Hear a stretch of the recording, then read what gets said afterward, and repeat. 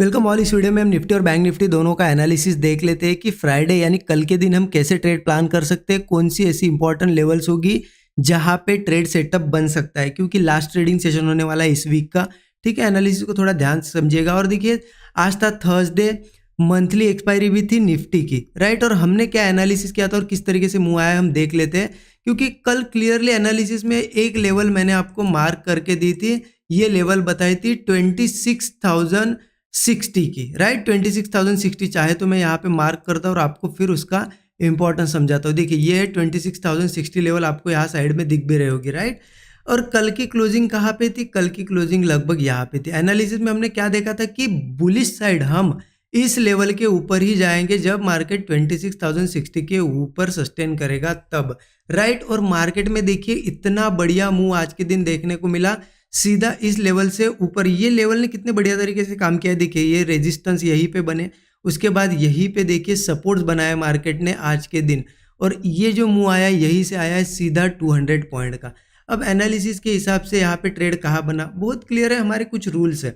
हम क्या करते हैं, अगर कोई इंपॉर्टेंट रेजिस्टेंस है तो अगर मार्केट सीधा उसको ब्रेक करता है तो उसके ऊपर सस्टेन करने देते, फिर ब्रेकआउट पे ट्रेड लेते। अगर कभी मार्केट उस रेजिस्टेंस के पास पहले ही बहुत ज़्यादा टाइम स्पेंड करता है तो हम डायरेक्टली ब्रेकआउट आता है तभी ट्रेड लेते हैं, वेट नहीं करते सस्टेन का। तो यहाँ पे दोनों केसेस में ट्रेड बना। लेकिन ट्रेड पहला कैसे बना, यहाँ पे देखिए मार्केट में हमारा रेजिस्टेंस था 26,060 का। मार्केट यहाँ ओपन हुआ, धीरे धीरे यहाँ ओपन हुआ और धीरे धीरे आप देखोगे ऊपर आया, और यहाँ पे आप देखो लगभग 1 आवर के आसपास उसने टाइम स्पेंड किया। कितना ज़्यादा टाइम स्पेंड किया। अब हमारा रूल क्या कहता है कि अगर ज़्यादा टाइम स्पेंड रेजिस्टेंस से पहले ही करता है तो हम डायरेक्ट ब्रेकआउट पे एंट्री लेते हैं। तो एंट्री कहाँ बनी? देखिए, यहाँ पे इस कैंडल में एंट्री बनी। स्टॉप लॉस इस स्विंग लो का भी आपने लगाया यहाँ पे। तो मार्केट ने देखिए बहुत ज़्यादा टाइम स्पेंड किया इसके ऊपर। टाइम स्पेंड क्या हो सकता है, कुछ लोगों ने यहाँ पे एंट्री ली होगी, क्योंकि यहाँ पे भी देखिए रेजिस्टेंस करके ब्रेकआउट आया। मार्केट ने यहाँ टाइम स्पेंड किया और लगभग 2 बजे के आसपास ये मूव दिया। ठीक है, एक बार मार्केट नीचे आने की भी कोशिश की। देखिए आप निफ्टी लगभग अगर बहुत छोटे किसी के स्टॉप लॉसेस से हो गए ना तो हो सकता है हिट करके फिर यहाँ पे ऊपर आया होगा, राइट। लेकिन जिन्होंने स्विंग लो का यहाँ पे स्टॉप लॉस लगाया होगा अर्ली एंट्री लेके, क्योंकि यहाँ पे बहुत अच्छा सेटअप बना, तो उनका स्टॉप लॉस नहीं गया और यहाँ से सीधे आप देखोगे 200 पॉइंट का मूव मिला है। बहुत अच्छा यहाँ पे आज का दिन रहा है, क्योंकि मंथली एक्सपायरी का दिन और ऐसा मूव मिलना मतलब प्रीमियम आपको पता है 20 का 200 जाने में टाइम नहीं लगता है, राइट। तो यही बेनिफिट होता है एक्सपायरी के दिन, अगर अच्छा मूव मिल जाए, वन साइडेड मूव मिल जाए, और वो भी लास्ट में लगभग 2 से 3 बजे के आसपास अगर मिल जाए ना, प्रीमियम बहुत ज़्यादा बढ़ते हैं। मतलब कैपिटल आपका यहाँ पे 4 5 गुना 10 गुना भी बढ़ जाता है, जो डिप्लॉयड कैपिटल है, राइट। आप ज़रूर कमेंट में बताइए आपने यहाँ पे आज के दिन कहाँ पे ट्रेड लिया, यहाँ पे अगर इस रैली में पार्टिसिपेट किया तो ज़रूर कमेंट में बताइए, और वीडियो को अब तक लाइक नहीं किया होगा तो लाइक ज़रूर करिए। अब देखते हैं कल कैसे ट्रेड प्लान करना है। उसके लिए हम क्या करते हैं ना, यहाँ पे देख लेते हैं। कल के लिए एनालिसिस देखना है तो हम 15 मिनट चार्ट पहले देख लेते हैं निफ्टी का। यहाँ पे अब 15 मिनट का चार्ट ओपन कर दिया। देखिए कहीं ना कहीं ये जो शूटिंग स्टार कैंडल आपको दिख रही है, ये जो शूटिंग स्टार बनी है ना, यहाँ पे एक रेजिस्टेंस लेवल है, अच्छा खासा रेजिस्टेंस का जोन है। चाहे तो मैं मार्क कर देता हूँ इसको, सो दैट आपको क्लियरली समझ में आए। 26,200 से लेके 26,250, ये पूरी जो है कैंडल है ना, ये पूरा जोन है रेजिस्टेंस का। ठीक है, मार्केट में यहाँ पे रेजिस्टेंस है, इसलिए यहीं पे शूटिंग स्टार बनी है।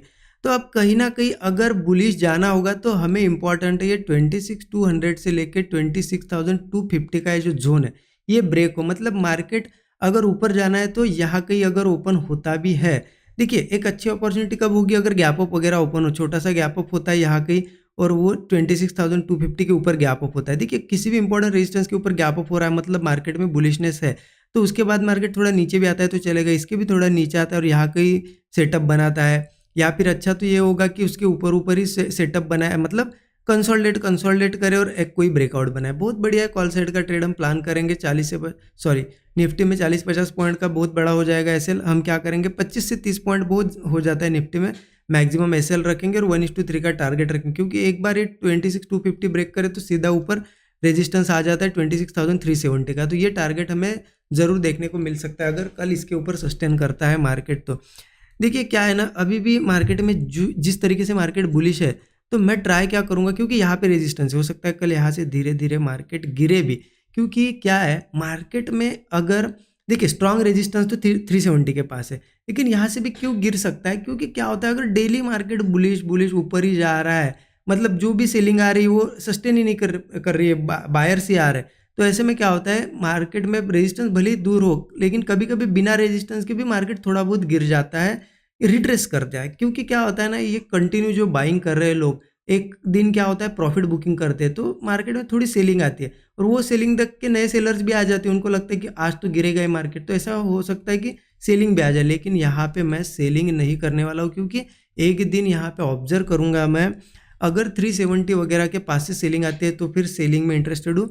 अगर नीचे यहाँ पे कहीं पे ओपन हो रहा है, मान लेते हैं मार्केट फ्लैट ओपन हो रहा है या गैप डाउन ओपन हो रहा है और सेलिंग आ रही है, तो मैं सेलिंग में इंटरेस्टेड नहीं हूँ, लेकिन अगर गैप डाउन वगैरह या फ्लैट ओपन होकर भी नीचे आए और यहाँ पे कोई ऐसा स्विंग बना है, उसके बाद वो स्विंग सस्टेन करके ब्रेकआउट आया, तो मैं कॉल साइड जरूर ट्रेड लूँगा, यहाँ पे थोड़ी कम क्वांटिटी लूँगा, क्योंकि अच्छी क्वांटिटी तो मैं 250 के ऊपर प्लान करने की सोच रहा हूँ, फिर 370 के टारगेट के लिए। ठीक है, क्लियर हो गया आपको कि सेलिंग में तो यहाँ पे मैं नहीं करूँगा, आपका कोई एनालिसिस होगा, आपको लग रहा है गिरेगा तो आप सेलिंग कर सकते हो, मैं पर्सनली मेरा एनालिसिस शेयर करता हूँ, राइट।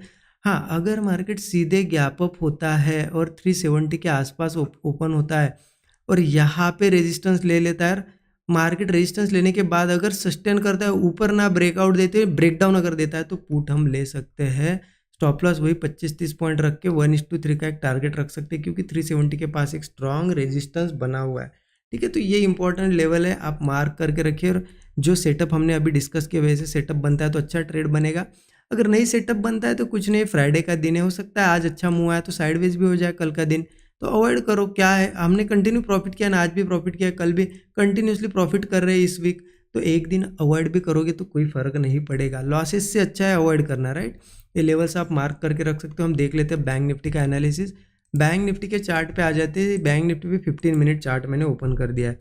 ठीक है, देखिए जैसे कि यहाँ पे रेजिस्टेंस लिया ना निफ्टी में, वैसे भी बैंक निफ्टी में भी एक रेजिस्टेंस लेवल है, ये 350 का जो लेवल दिख रहा है ना, 350 के आसपास मुझे रेजिस्टेंस दिखाई दे रहा है, मतलब ये पूरा जोन है, यहाँ पे 400 से 350 है। ठीक है, 54,350 से 54,400 ये एक रेजिस्टेंस जोन है, यहाँ पे भी सेलिंग आई है, एक बड़ी बड़ी 2 कैंडल बनी है, तो कहीं ना कहीं बैंक निफ्टी में भी अगर बाय साइड जाना है तो 54,350 के ऊपर तो भी मार्केट कल सस्टेन करना चाहिए। 400 की छोड़ 350 के अगर ऊपर भी चला जाता है ना, मैं लाइन मार्क कर देता हूँ चाहे तो 54,350 ये लेवल आप मार्क कर सकते हो। ठीक है, देखिए अगर फ्राइडे का दिन इसके ऊपर ओपनिंग हो जाए, ठीक है, तो समझ लेना कहीं ना कहीं बुलिश हो सकता है मार्केट, फिर सीधा सीधा टारगेट निकल के आएगा 54,710 का। क्या टारगेट होगा? 54,710 का। अगर मार्केट 54 बैंक निफ्टी 54,350 के ऊपर अगर ओपन हो जाए, तो ओपन होते से ऐसा नहीं कि बस ओपन हुआ तो ट्रेड ले लिया और 710 चला गया, ऐसा नहीं।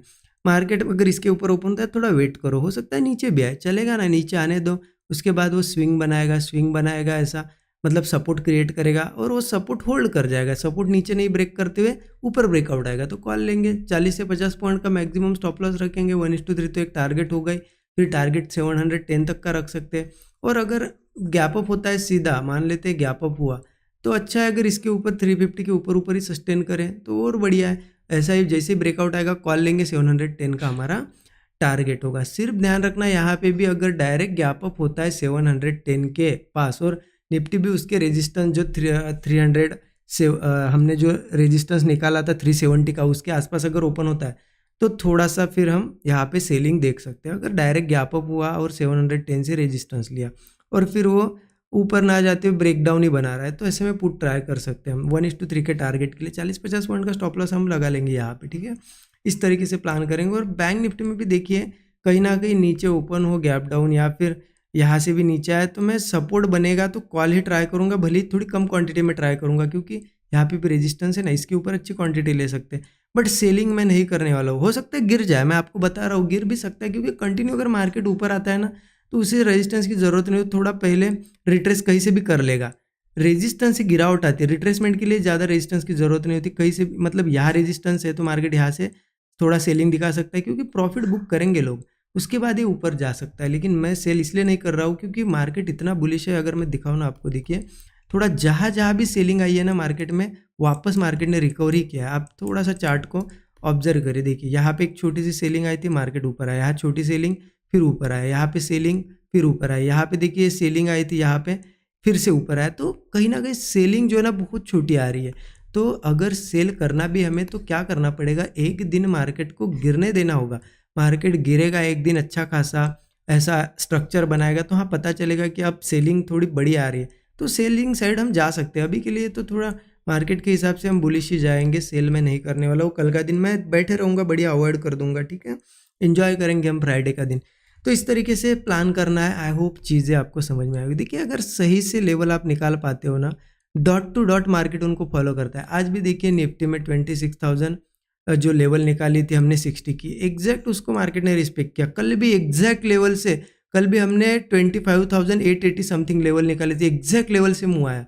तो रोज market dot two dot levels को फॉलो कर रहा है और वहीं पे ट्रेड बन रहे हैं। तो ये डॉट टू डॉट लेवल्स निकालने के लिए क्या है ना, आपको थोड़ी लर्निंग करनी पड़ती है। प्राइस एक्शन और उसके साथ साथ कुछ ऐसी मेथड्स होती है, उनका कॉम्बिनेशन करके एनालिसिस करना होता है, तो आपको daily dot two dot levels मिलेंगी। ये चीज़ें लर्न कर सकते हो आप, सीख सकते हो। इंटरेस्टेड हो